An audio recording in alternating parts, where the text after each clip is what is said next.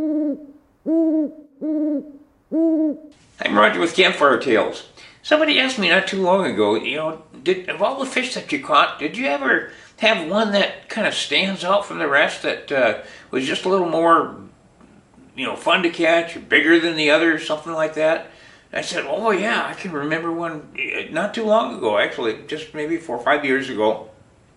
I went out to Westport, and I usually go out with deep sea charters, and I went out with 15, 16 people on the boat, and I had a favorite spot on the boat up at the bow that I like to fish from, and so I'm sitting up there, and the captain goes out, and we finally get to the spot. We travel out for 2 hours probably, and he says, okay, it's time to fish. He said, and what I want you to do is, the fish are down maybe 60 to 80 feet, so just kind of let this plug cut herring and weight drop down through the fish, and then reel it back up again and drop it down, and just kind of do that, keep the bait moving a little bit, and see if you can't catch something. So I get, do what he says, and I start peeling the line off my reel, and it's going down, but it only goes down about 40 feet, and then it stops moving. Wow, that's usually a good sign, I think, because that's when I got a bite.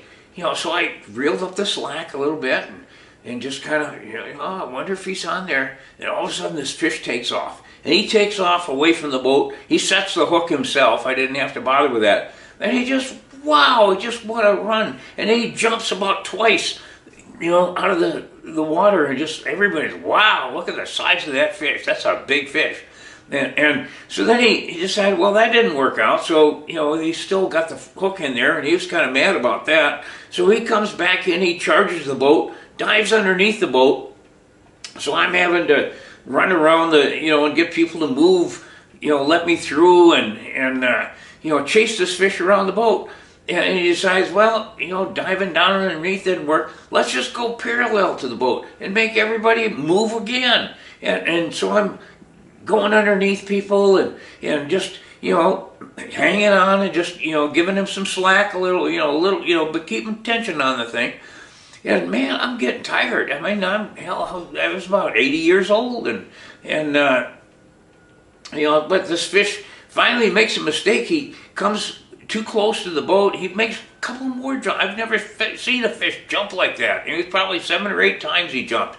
He finally makes a pass by where the captain, one of the bait guys was standing there with a net. The guy swoops down and he gets it.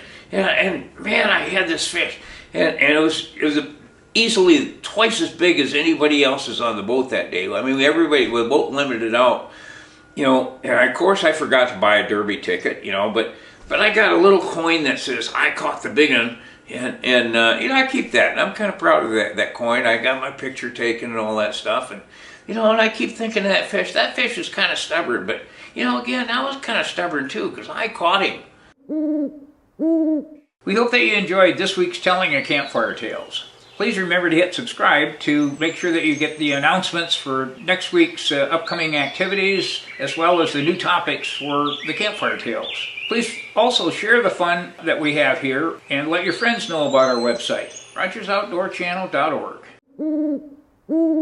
We hope that you enjoyed this week's telling of Campfire Tales. Please remember to hit subscribe to make sure that you get the announcements for next week's upcoming activities, as well as the new topics for the Campfire Tales. Please also share the fun that we have here, and let your friends know about our website, RogersOutdoorChannel.org.